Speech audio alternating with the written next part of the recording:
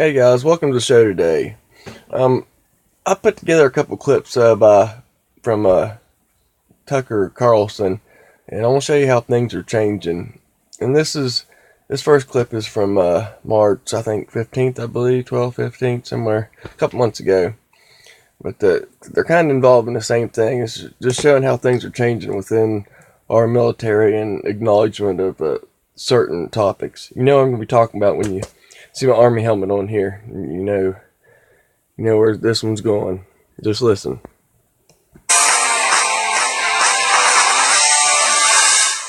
UFOs have captivated the public interest for decades, but they've always been dismissed, including by me, as the province of wackos. But that is changing thanks to some remarkable videotape and first-hand accounts from very sober people who are trained to identify aircraft. And that would include this video, which shows two Navy pilots encountering something bizarre off the east coast of the United States. Watch this.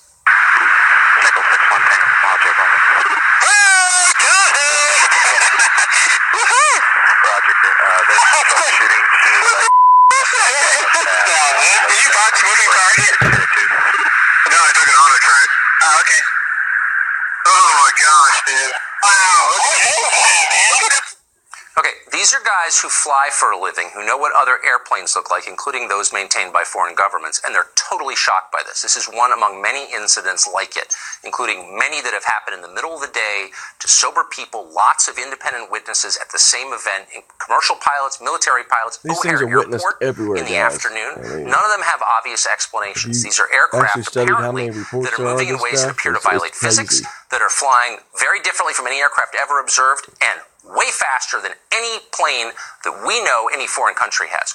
What is this? Well, we don't know, because for some reason the Defense Department is not interested in finding out. They don't care. Lou Elizondo is a former Pentagon official. He helped research UFOs. He said the DoD is not taking any of this seriously for some reason. Mr. Elizondo joins us tonight. Lou, good to see you. Thank you for having me. Did I overstate that? Is there a growing evidence, not drunk people on a lonely rural road at 3 a.m, but sober military pilots saying something that we can't explain is happening? That is correct. You're talking about it. Okay, guys. Now here's clip number 2. This was within the last 24 hours.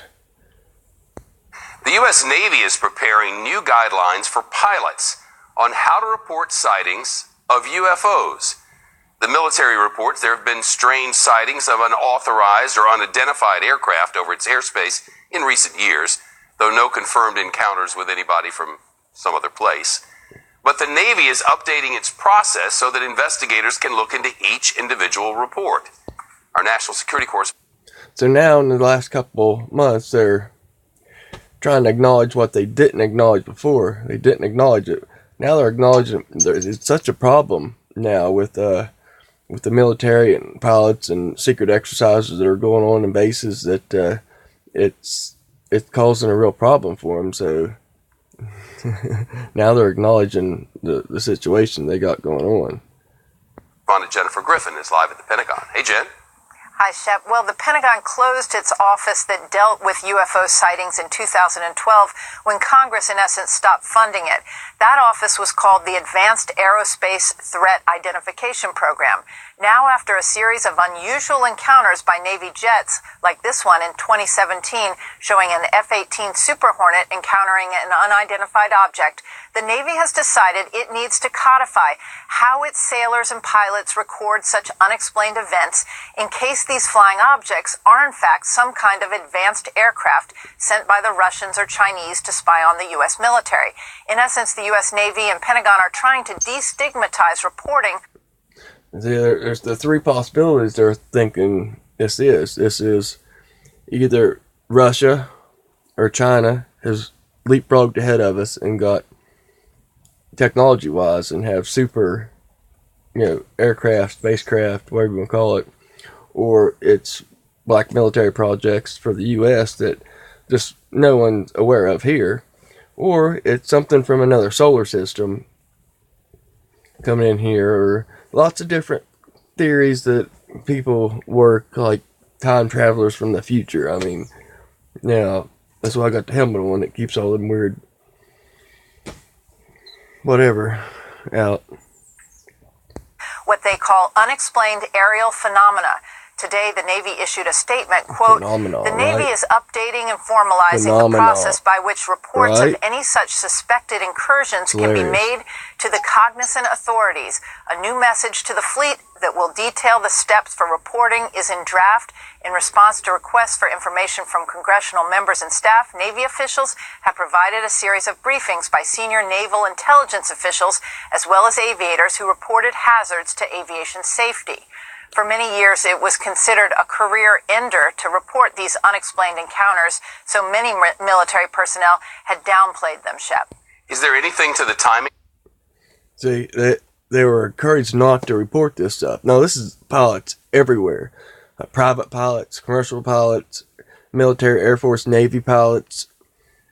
I mean, your career was over if you done that. But now it's so bad that, I mean, they're hitting stuff in mid-flight at 50,000 feet, 40,000 feet. And, I mean, it's got to be acknowledged because, I mean, I think they're half scared of it because they really probably don't know the half of it either, the most of them.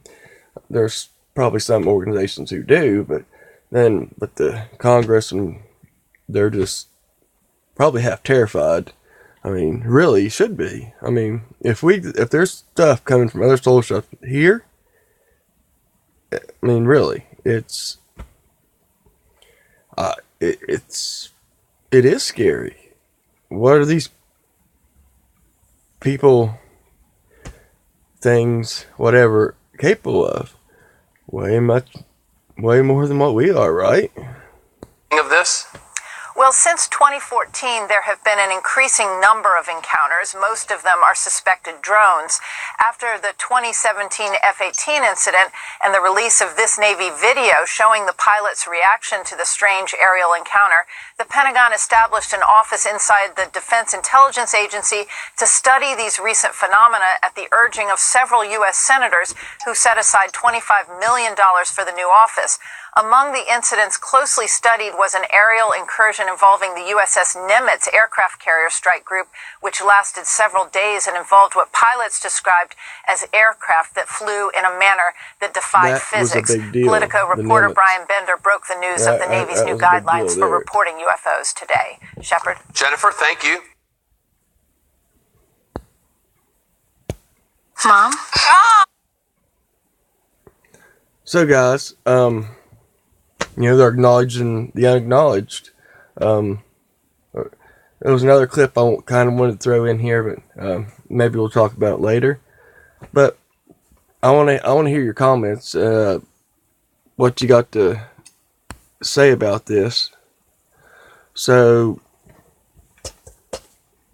we gotta buckle up here and put our helmets on, and when they come to attack, you better put your tinfoil hat on, right? Yeah. And I'm poking fun of it just a little bit, but really it's a serious problem that most of us don't think about or are unaware of. But guys, in the comments down below, I want to know what you think about this, and if you like this video, give it a thumbs up. YouTuber, we put effort into these videos, and I want you guys to like what I put out there. And like, I do videos on everything. I try to keep everybody happy, from Lego to just whatever, any kind of. So if you got topics you want to hear about, put them down in the comments, guys. Like, share, and subscribe, please. I want to get my subscriber count up just a little bit. Getting some views, but later, guys. Love y'all. See you in the next video.